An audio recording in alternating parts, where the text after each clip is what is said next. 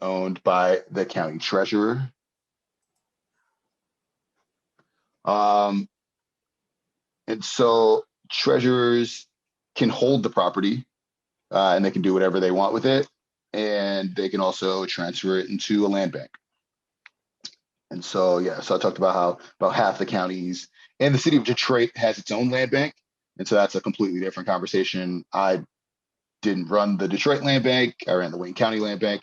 The Detroit Land Bank is the state's largest land bank, and it's the only land bank for a city. And some of that is, frankly, probably political. I mean, right? It's not like this is just spidey senses, right?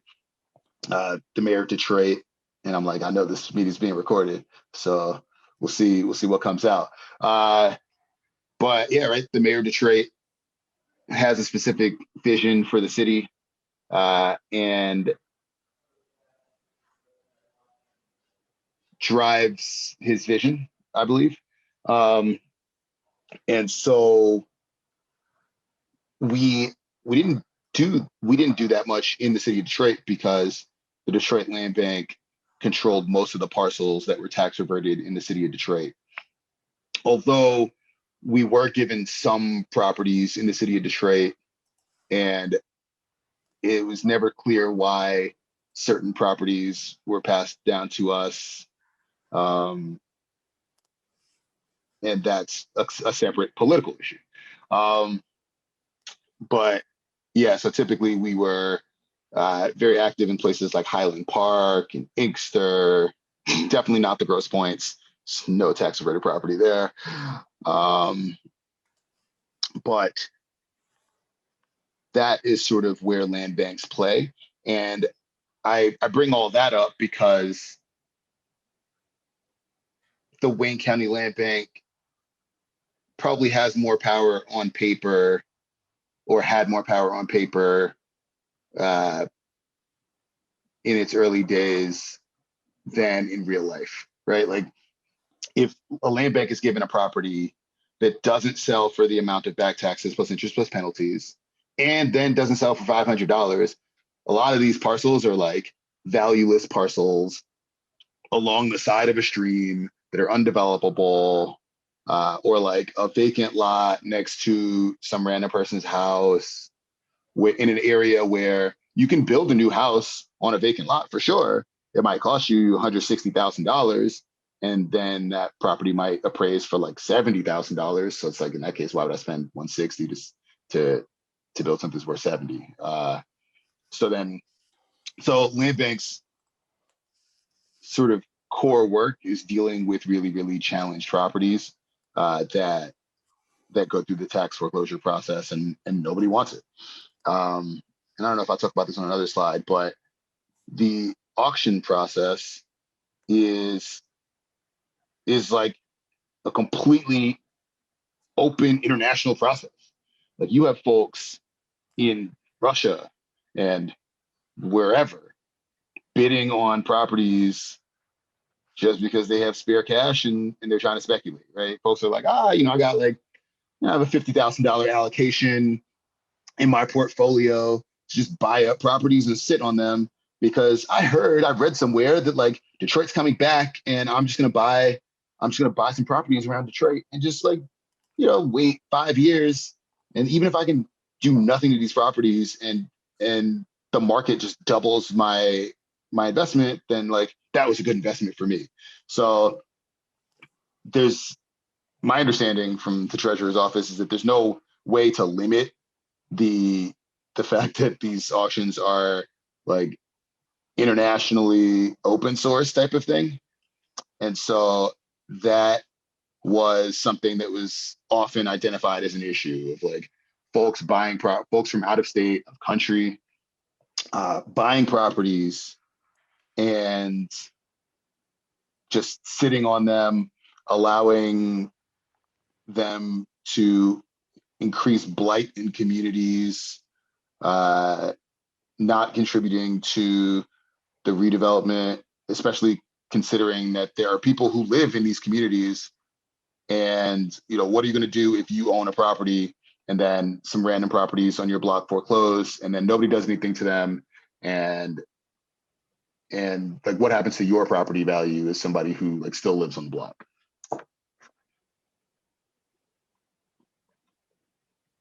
Oh, whoops, I sure did talk about this in the next slide.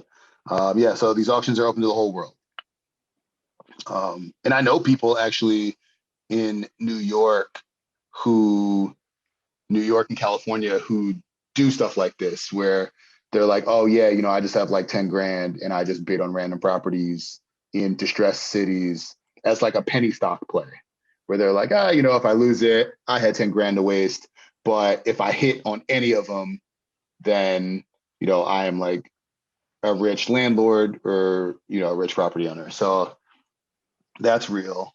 Talked about valueless property. Another type of valueless property that often ends up in land banks are properties that have suffered lots of fire damage, because people don't want to buy a property that they have to spend $20,000 to knock down. And there's lots of abatement costs and stuff too for like lead paint and all that stuff. So, even if you got $500 at the second auction to buy some property that suffered huge fire damage and is not habitable, then you got to spend 20 grand to knock it down, 160 grand to build a new house on it. And it's worth 70 grand. So that's why the Detroit Land Bank had inherited a whole bunch of properties and then had to work with federal funds to demolish a ton of houses, because nobody was going to pay to demolish them otherwise. And so they used federal funds for that.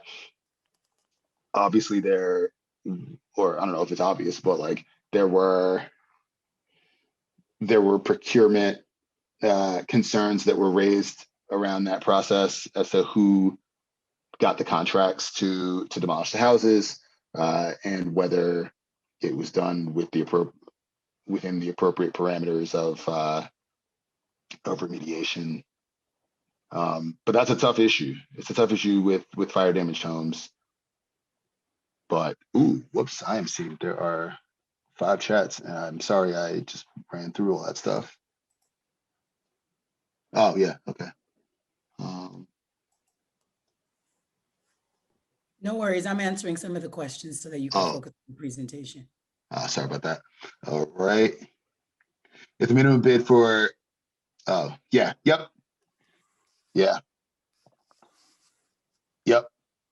I agree. Yeah, I think that there are people, like just talking about the first and second auctions, I know that there are people who sort of maintain lists. And it's interesting because, right, there's all this GIS.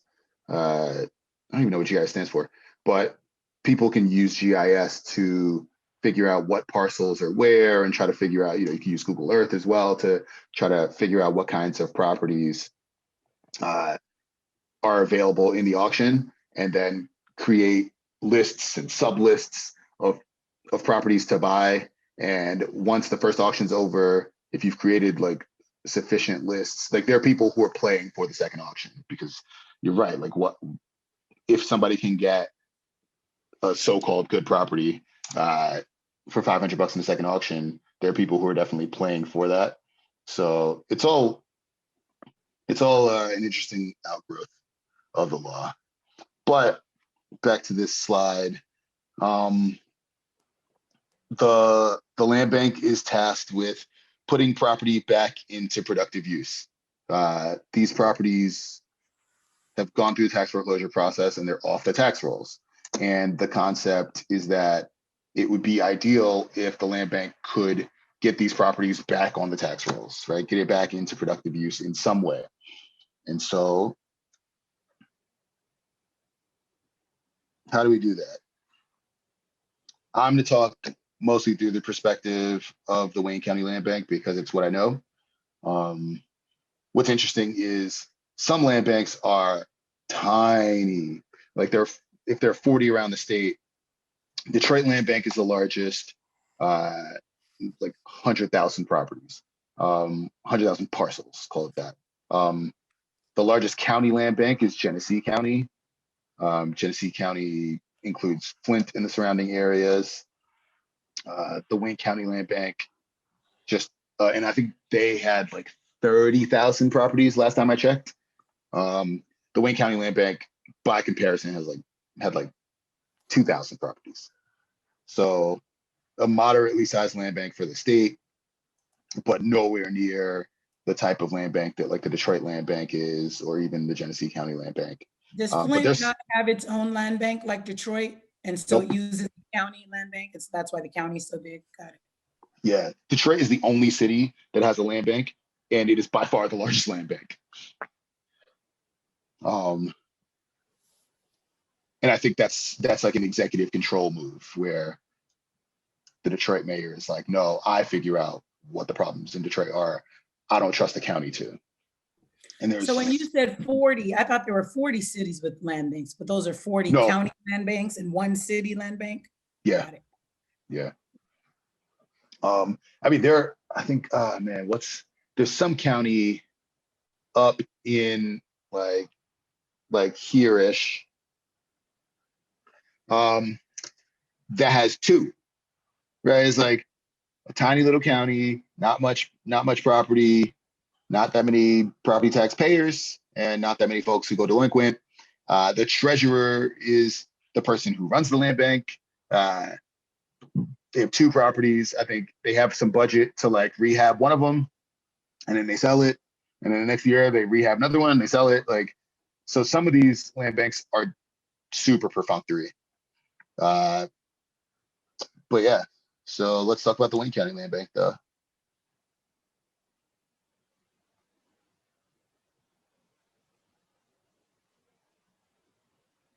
All right, so what did we do? So the Wayne County Land Bank actually has gone through iterations of what it's done. I know that when Jelani, so that was like two land bank directors before me, was running the Wayne County Land Bank, there was a lot of focus on doing work with properties for commercial property owners and trying to like do a lot of economic development, incentivizing stuff. And so that was a lot of the work that he did when he ran the land bank. And then there was an interim person after him. And then after that person was Cheryl Jordan, who was my predecessor. Jelani, interestingly, Jelani's a Black dude who went to Harvard Law from Michigan, came back.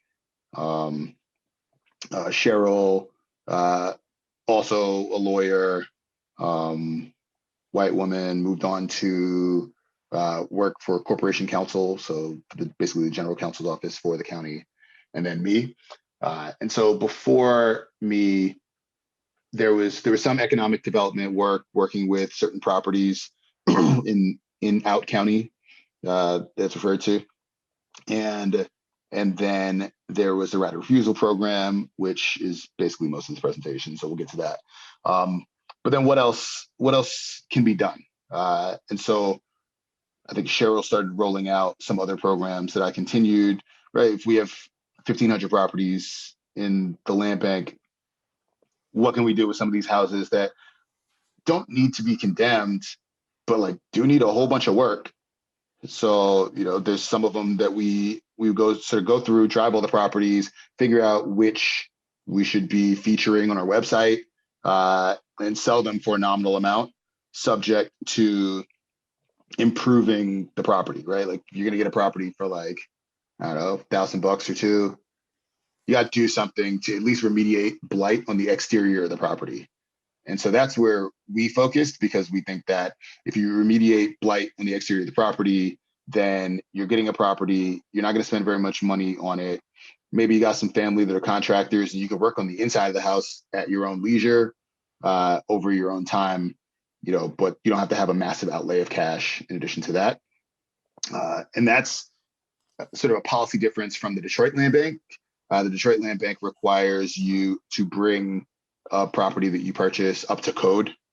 And, there are different land banks, different policies. I think that bringing a property up to code for like a moderate income person especially in, I think it's like a 6-month time frame, is really burdensome. And so it means that only certain people can really meet that requirement. And if you don't meet that requirement and you're subject to the Detroit Land Bank taking the property back, I just didn't think that that works. That's ideal from a policy perspective. So we figure you remediate blight on the exterior of the property, and what that does is gives people time to work on the interior of the property, but also makes maybe the neighborhood a little safer, a little nicer, and protects property values for other homeowners on the block. Another program that was really successful is the side lot program. And it's just like, if we have a vacant lot and there's a house next door on either side or both sides, we just sent a letter to them and said, hey, we're the Wayne County Land Bank. We own this vacant lot in between your houses or next to your house. If you want it, we'll sell it to you for like, I don't remember if it was like $100, $500, and then you just have it. And so you can have it, you can cut the grass or whatever, and you can eventually build a house on it. You can use it as a place to park your car off the street. You can fence it in and just have like people run around in it. But there's no sense in us having this parcel because we're not going to be able to do anything with it. So and it's partially sort of like a reward to folks who are still in the community. It's like, all right, well, you live here, you care about this parcel much more than like we would, so you might as well grab it for some nominal amount of money. And yeah, so I agree about this the concept of the dollar houses in Italy, and yeah, they do require like huge investments.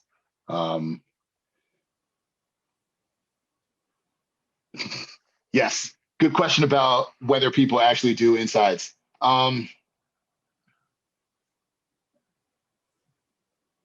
Yes and no.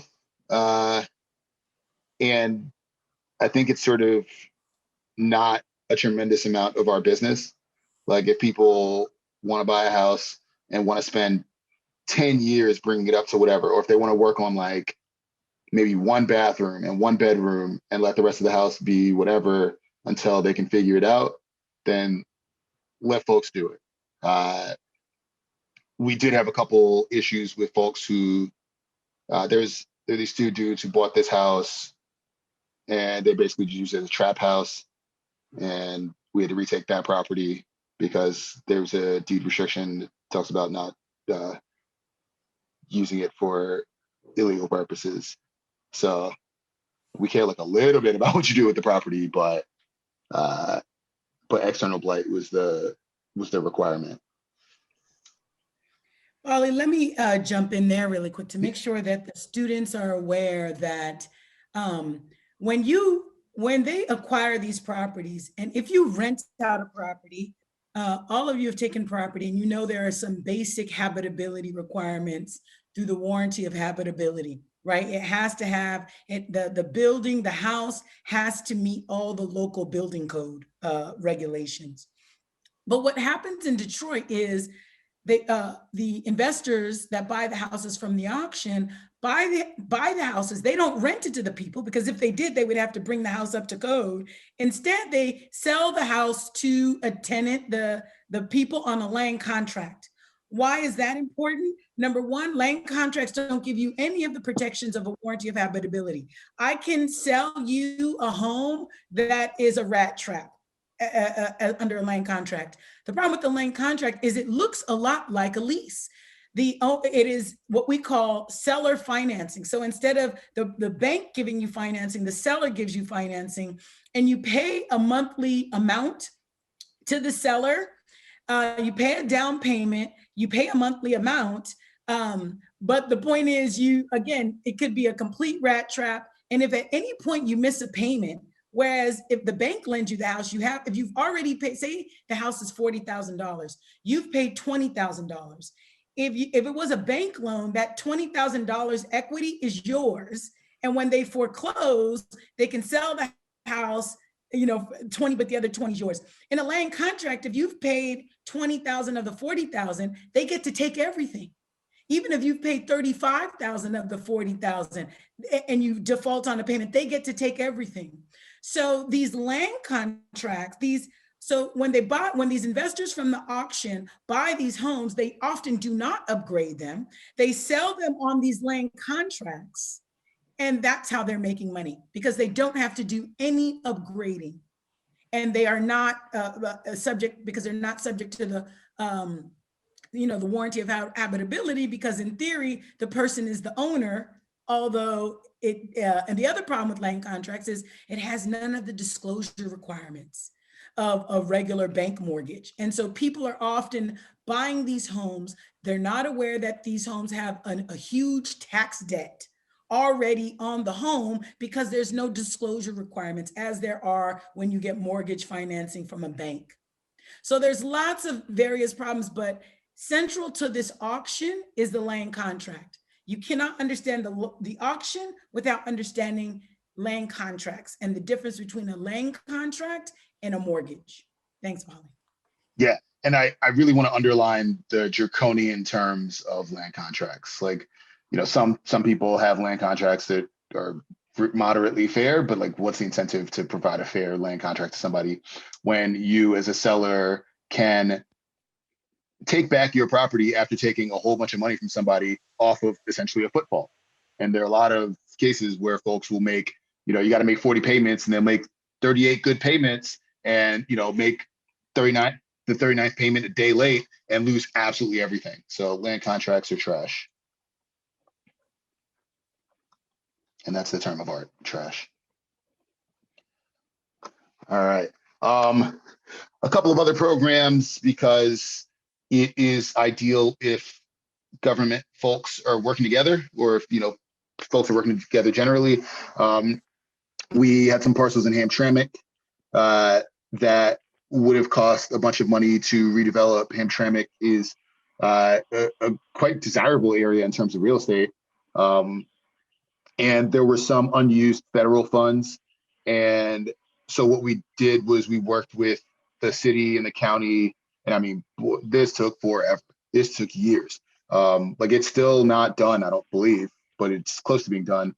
And built some duplexes to resettle refugees who come through, and just sort of provide transitional housing to help folks get on their feet. And so we thought that was a good use of some of the property in our inventory. And it really had to pull out all the working with folks. So I had to work with folks in the city of Hamtramck, Wayne County, because they had access to some federal funds, had some nonprofits pull together some stuff, because otherwise we wouldn't be able to get that project anywhere near the finish line. And then, so there's some properties that we have in the inventory that are occupied. And so, we at the land bank, when we get properties after all the auctions, so just drive through and say, oh, like, what's where, let's see what the inventory looks like. Do we need to board up XYZ property? And if there's somebody on the property, start to have conversations with them about, okay, hey, just so you know, like, we own this property, and try to figure out what to do. And so we ended up creating a program for occupied properties. And what's interesting is when I said that the Detroit Land Bank rejected some of the properties, and they ended up coming into the Wayne County Land Bank, a lot of them were occupied. So maybe they didn't want to deal with occupied properties, and maybe they wanted us to deal with it. And some of that is policy, and some of that's politics. But we tried to work with folks and try to determine why they were there. And sometimes we go there, we have that conversation with them, then we go back to have another conversation and they're gone. Sometimes we go there, we have a conversation, and some folks are like, we're interested in buying it. Some folks are like, oh, we're interested in renting it. And we're like, well, at the land bank, we don't rent properties because we're not landlords.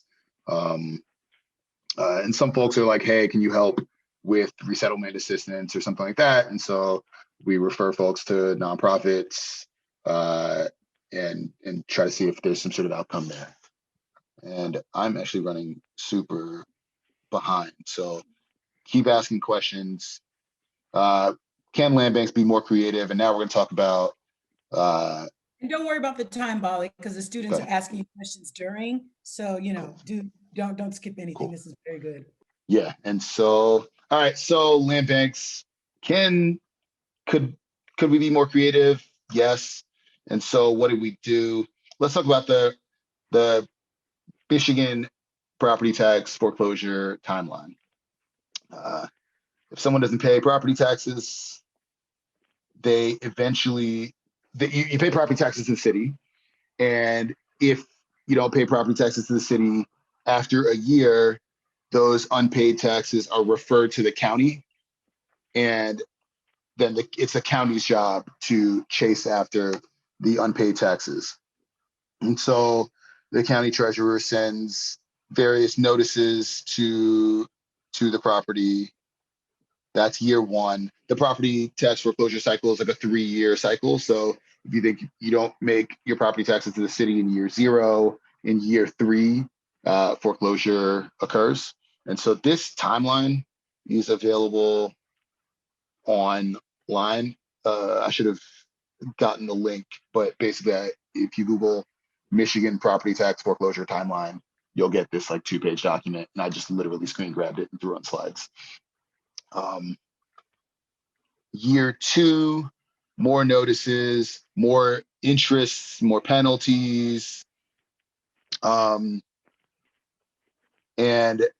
then we start to push into year 3, which is where things get really dicey, right? So uh, there is a show cause hearing where someone can come in and talk about why they think they shouldn't be foreclosed on, whether it's lack of receipt of notice, they need to get on a payment plan, something like that.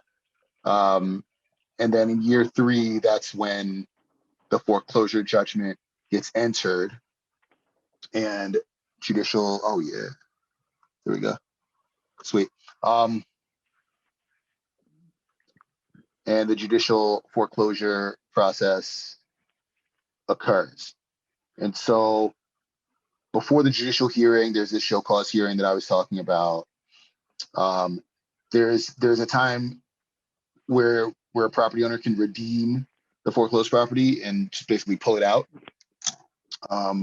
But the real fight, politically, legally, everything, is like when the foreclosure judgment gets entered. Like when is a Rubicon test?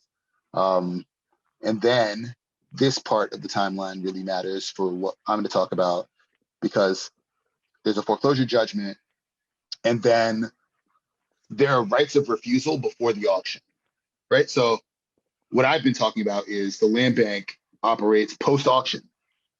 Go away. So post-auction, get a bunch of valueless properties. What do you do with them? But the state has a right of refusal to purchase a property before the auction and just take it out. The state gets the first right of refusal, then the city gets a right of refusal, and then the county gets a right of refusal. And so the state doesn't really exercise the right of refusal. They sort of do it for like, oh, like if some really valuable property happens to fall into foreclosure and the state has some sort of need for it or wants to use it for strategic development or something, or incentivize like some sort of like person or company to move here and they get this like big old industrial land or something, that's what they use it for. They don't use it very much. The cities are the big play, right? So the city of Detroit could exercise the right of refusal. And my understanding is if they exercise the right of refusal, they would be paying the minimum bid, which is back taxes plus interest plus penalties, but they get to deduct the city portion, right? Because the city doesn't have to pay itself for that amount. And so they could just take, let's say, all properties that they can identify as occupied before they go to auction. And so we tried to work with the city, and we're like, but the city and the county don't work well together politically. And so we were like, all right, well, before I started, and then there's a program that we tried to modify after I started. folks were like, all right, well, the county, what do we do if the city doesn't do anything? And it's always sort of a touch and go game of like, well, the city said they're going to do something, so like maybe we don't need to do anything. But like, if they don't do anything, then we should do something. And so that's not a really helpful dance when you see the timeline shows that the auctions have to be completed in November. The first opportunity to have an auction is in July, and they can push it back, and the auctions have to be structured, giving some time between. But because the state gets an opportunity to do a right of refusal or not, and then the city, so the county's timeline is just sort of squeezed between when the statute requires there to be an auction and when the other entities have not. So there's like a short timeline, but like, what can folks do about this right of refusal was the topic of the years. And so the county rolled out the year before I started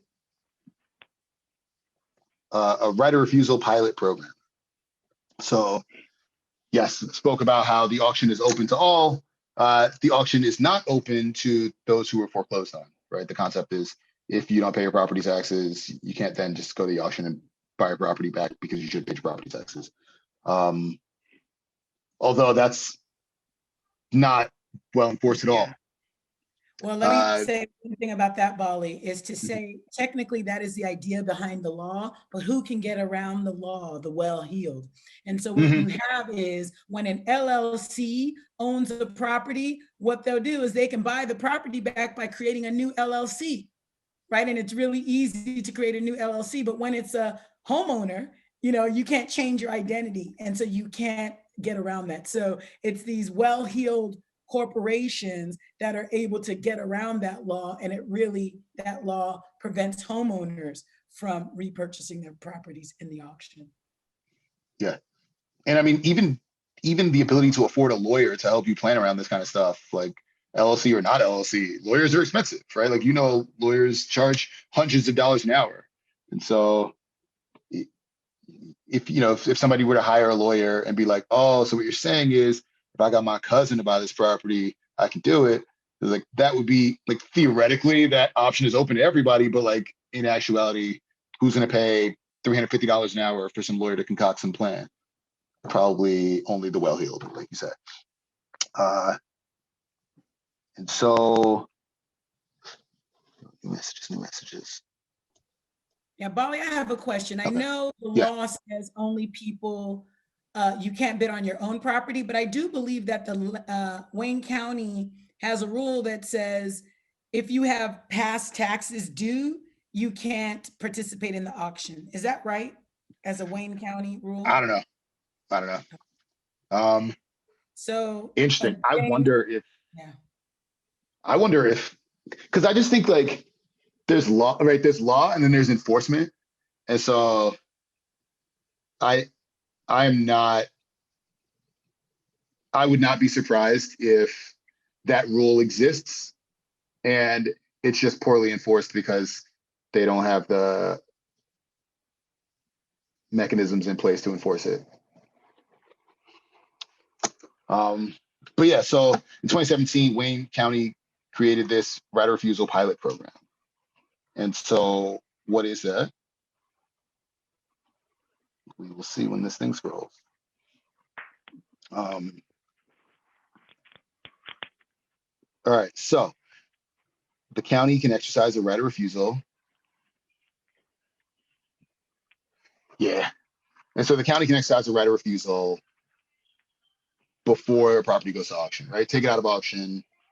And the concept is sort of, well, let's stop all this like speculation from folks who are outside, from these random LLCs and wherever who are just trying to make a buck and don't care about, won't even board up the houses, because I got a lot of complaints when I was at the Wayne County Land Bank from folks who were like, yo, I've lived in this house for like 50 years and or my grandmother lives there, she's old, like there are these blocks that are largely abandoned, And so what people do is they come in, they use the house for whatever purposes. It's kind of scary. Like, I want my grandma to live in like a quiet, safe neighborhood. And so what can you do? And I'm gonna come back to this question in a minute. But have I heard of people getting yeah, exactly, very common. So right, a pilot program. It was a pilot. It was conceived of sort of late in the game because I think the concept is, okay, well, the cities can exercise the right of refusal for cheaper, and so it's probably easier for them to do it. But when it was sort of clear when the cities weren't going to, I'm like, all right, well, what can we do to like redevelop properties and prevent them from going to auction? So put out a pilot program, and there were some issues, mostly because it was conceived of late in the game. They had a limited set of folks who were to purchase the properties from the land bank, and so the concept is the county exercises the land bank. Right of refusal, transfers the properties into the land bank. Land bank works with developers to redevelop the properties, remediate blight, all the positive things that were supposed to come out of the program. Which developers did the land bank work with in 2017? Folks who had reached out to the county because they want to do some sort of stuff. One or two nonprofits that had been sort of working with the county on redevelopment of certain neighborhoods or contemplating that kind of stuff. It wasn't like a public RFP process, request for proposals. It was like okay, we have like a short period of time. Who do we know? Who we think is good? Who might be able to effectuate this program? Also, the program has lots of, like, they say the devil's in the details, and the details are very important. So what happens when somebody obtains a property, or a developer obtains a property, and they thought for the whole time that it was vacant, and they had these plans to redevelop it, and they acquired, they paid X dollars to acquire like these 30 properties to develop them in Taylor or whatever. And then you get to them, and all of a sudden, like 12 of them are occupied. Like, all those details weren't super fleshed out beforehand, and were sort of dealt with on a case by case basis afterwards. And then how does the land bank, which has like 3 or 4 staff, maintain adequate oversight over the developers, especially with respect to these occupiers? So, the program, I think, was largely successful, but when things are not successful, they're like really unsuccessful. And the parallel I'll draw is, I do this clean energy finance stuff, and it's about upgrading homes and making them more energy efficient. It's mostly for commercial properties around the nation, but California and Florida allows it for residential properties. And what some contractors have done is they'll go to some, like, it's like a largely successful program, but when it fails spectacularly, where someone is like, hey, you should get these solar panels in your house. And someone is like old and or poor, and they're like, oh, well, you're telling me this is something good to do, I'll do it. And then they can't make their payments, and then they like lose their home. And so then people are like, look, this is really terrible program. And it's like, okay, well, there are good aspects to the program, and there were unfortunate aspects. And so similarly with the pilot program, like, the idea is, if a property that is habitable goes to auction, somebody's going to buy it. And the people with the deepest pockets are these like random LLCs in like New York, California, England, Russia, whatever. And they'll just outbid everybody to get these properties, so that way they can either sit on them and or rent them out and or do whatever. And if there's somebody in the house, they'll just board them in, or like they'll hire somebody on the ground, kick them out, then board it up or flip it somehow for some sort of profit. And so the right of refusal program in 2017 had like 140 something properties. 64 of them at some point were occupied, and 48 of them were given some sort of opportunity to remain on the property as a homeowner or renter, that the foreclosure auction would not have provided. Like if somebody gets the property through foreclosure, they have no requirements to work with occupants at all. 48 out of 64 does not mean that 48 folks did buy the property or rent it. It means that they were offered the opportunity to. And so the opportunity to buy would be at some sort of markup from what the developer purchased. And so a lot of times that markup is out of reach because if folks aren't paying their property taxes, do they have enough to pay the back taxes plus interest plus penalty plus markup? And the opportunity to rent is not, to rent in perpetuity. It's like to rent for maybe a year, right? And then folks need to move on. So it's not a total benefit, but the land bank's like, there's enough benefit in this program as opposed to letting it go to auction that it's worth doing. So then I came in. What exactly was the benefit? Because that's what happens now at the auction is they buy it from the auction and they usually sell it back to the homeowner on a land contract. They don't do any kind of, again, upgrading, and they just sell it back. And the reason why the owner doesn't get it is because number one, they don't have, the $2,000 in cash they need to save their own home from foreclosure. And what these companies do is it's, $500 down, $200 a month. They can afford that, but they can't afford the $3,000 tax bill. And so what value was the land bank adding, given that that is the norm of how things progress now, is that these sellers from the buyers from the auction sell it back anyways to people, to the prior owners in the land contract? I mean, our understanding was that that's not necessarily the norm. Like, yes, there are some property owners who buy it in auction and then just do this land contract thing or, work with property owners. But a lot of times people are buying the properties and kicking people out immediately and just like showing up with a deed and saying, hi, you think you live here, but look, I own this. So you got to go. And I have whatever plans I have for this property. And so 2018, the right refusal program got lots of negative press around unsuccessful outcomes with occupied folks. So we were like, all right, well, got to call it something different and got to do something different. So we called it Action Before Auction. And what we did was we reached out to a bunch of stakeholders and we solicited feedback from the pilot program. We're like, all right, what works, what doesn't work? We held 3 stakeholder engagement meetings and lots of like one-on-one meetings with folks to solicit feedback on how to improve the program. One of the things was, who are these developers you're working with? You should do a more public procurement process. So we issued an RFQ, request for qualifications, and asked people, and I sent that out as part of the reading. It's very long.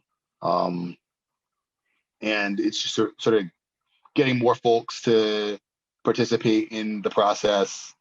And a lot of folks were like, well, what do you want to do about the occupieds? Like the occupied properties are a real issue. And you can't just let these developers get occupied properties because their incentive is not to keep people on the property. Their incentive is to get them out, do cheap renovations and flip it for double. So we had spoken with some nonprofits that were like, if you could carve out the occupieds, it would be good for us to buy all the occupied properties and just give them back to the people who live there, or sell it back to the people who live there for some nominal amount. So we created this whole track A, which is, I mean, we don't have the ability to go around to the thousands of properties and determine which are occupied and which aren't. But the treasurer's office has much more capacity. So we said, if the treasurer's office can come up with a list of what they have deemed to be occupied, then we can have that in a separate track, a first track of properties for nonprofit developers and nonprofit organizations and all that stuff to come in, buy those properties and then give them back to the occupied folks. And so we created this separate track A, and then track B was basically the original program of like anything that wasn't taken it under track A gets put into the track B part of the right of refusal program.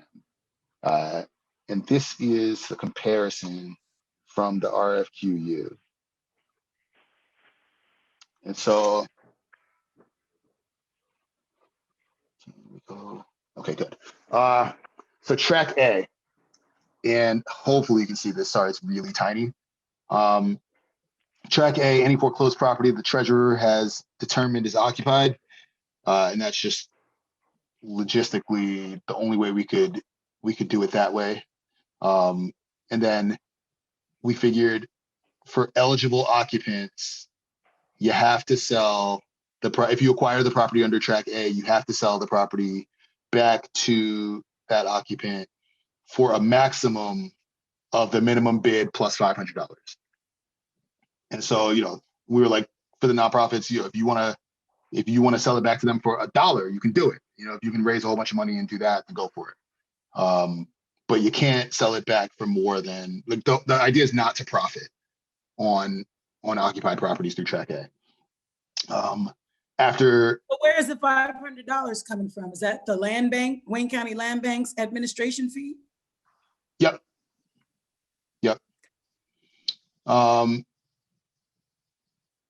And so that's like that. There's two separate parts of that. So it's like minimum bid's $1,000.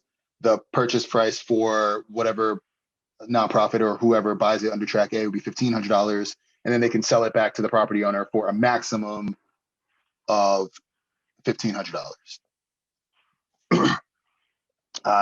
And then there's like, if you sell it back to the property owner, you gotta give them some sort of counseling or refer them some sort of counseling on home ownership and taxes and maintenance of the property, and help them get on their feet for saving money for tax payments. Because the biggest issue with tax payments is if you have a mortgage, they escrow it for you. They just take it.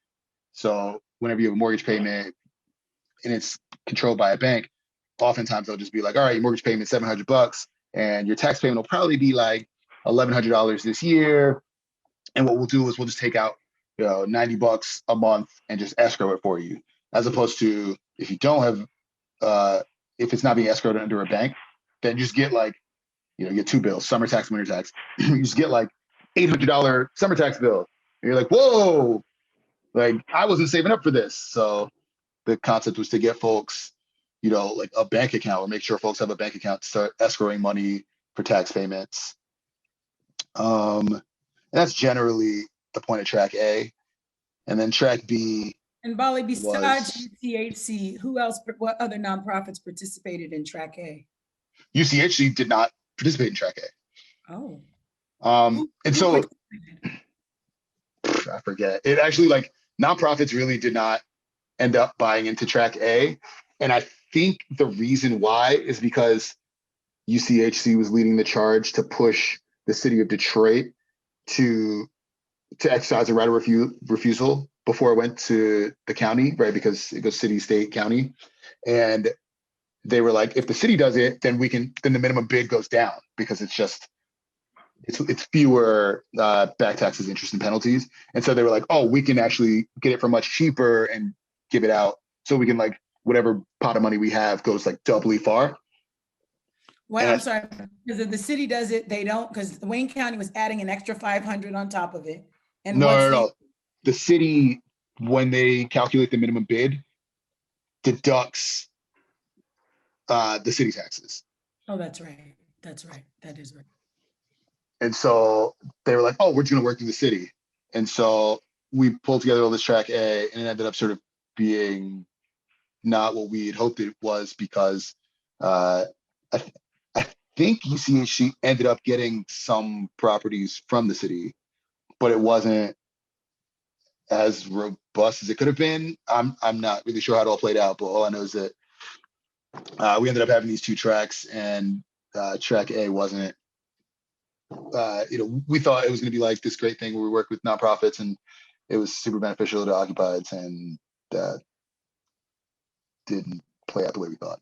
And then track B, the idea is, if there is an occupied, right, and it's all about like trying to get, it's balancing, what happens with these occupied folks, but then also the trying to figure out how to redevelop hundreds of properties that go into foreclosure and could sit vacant, could be blighted, could get no improvements and stuff like that. And so track B was sort of like, all right, well, how do we get people to invest in these properties and mandate it?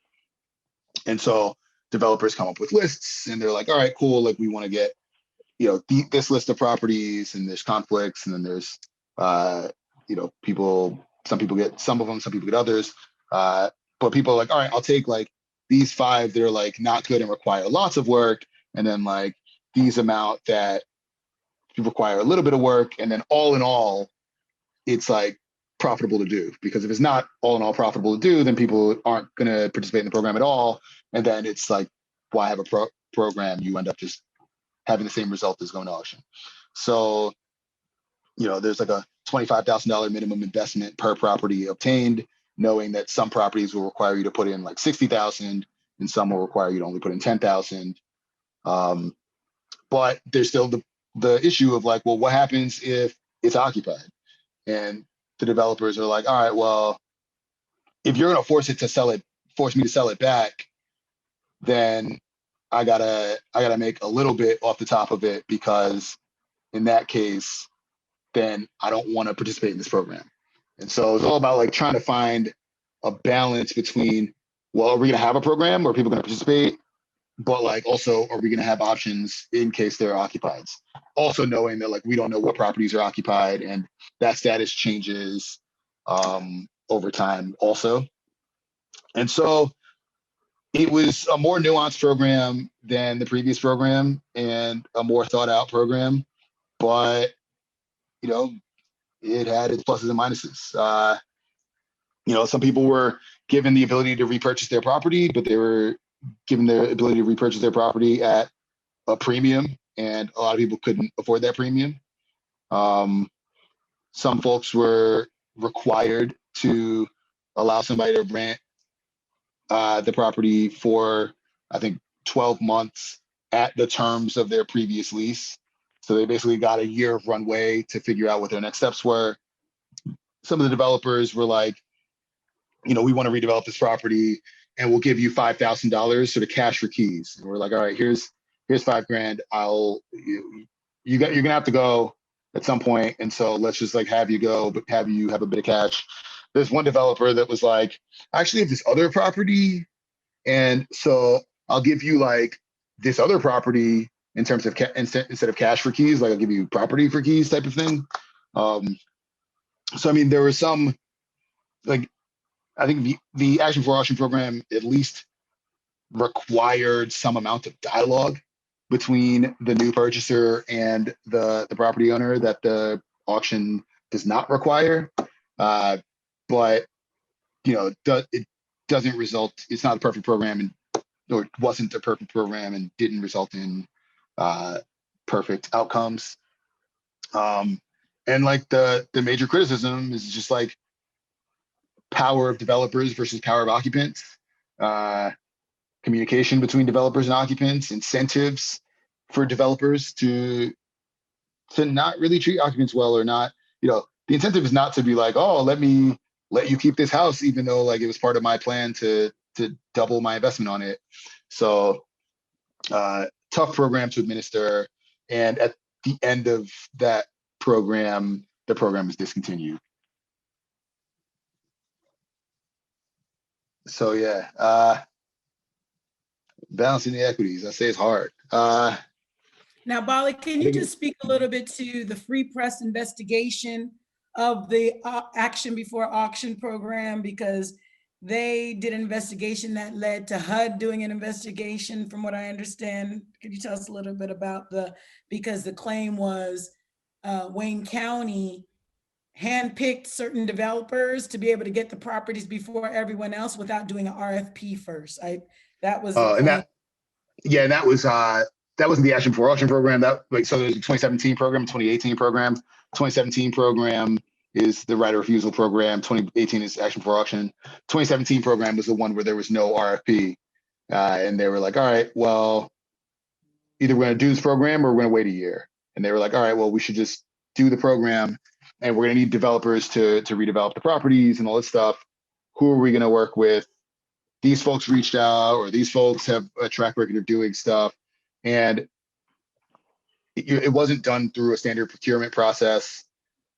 And I think these things are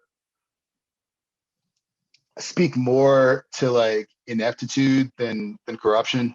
Like I don't think people were like, oh, we're gonna like I'm gonna pick like this like my cousin who's a developer now to like make a whole bunch of money off this program. I don't think they're savvy enough to do that. I think they're just sort of like, okay, we need developers. Who do we know? Anybody know anybody? All right, cool, cool. They've been doing stuff in Taylor. All right, cool. Well, that sounds reasonable. Like call somebody in Taylor. Mayor of Taylor, you like them? Cool. All right, cool. That sounds good. Oh, they're a nonprofit. All right, that's probably fine. They, like National Faith Home Buyers. Faith is good. Nonprofit status is good. All right, cool. We'll get them. And it was just sort of like cobbling together folks who were sort of right place, right time. But notwithstanding, that's why procurement processes exist. Procurement processes exist so that way government entities can choose the best possible folks to. Yeah, that's right. And that people can be appreciated for sure. Yeah, so like procurement is there to ensure that folks are choosing the best folks. I think their procurement processes are also flawed because who knows about these processes, right? Like you got to be on certain listservs. You got to know to be on certain listservs to hear about the need to submit for an RFP or an RFQ. And traditionally, it's like not Black and brown folks, right? It's not like women-owned businesses, not like minority-owned businesses. A lot of just like the folks who have been doing this for 40 years. So it's sort of like reifies power in some respect. But it's sort of, and so like the procurement process needs to be refined in and of itself. But yeah, like they chose the folks who were around. Like Hamilton said, you got to be in the room where it happens. And so the folks who were in the room where it happens were chosen for the 2017 program. And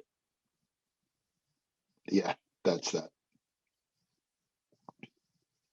And I say balancing the equities is hard just because, and this is really like my last slide, because the next slide is like, do you have questions?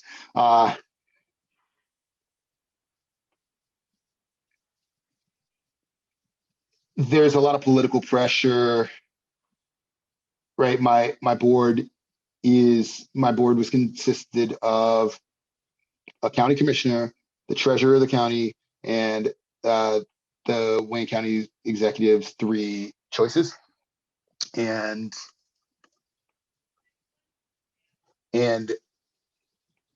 whereas there's definitely pressure to ensure the best outcomes for occupied folks, there's also pressures to get properties back on the tax roll, because the county's budget is dependent on property taxes.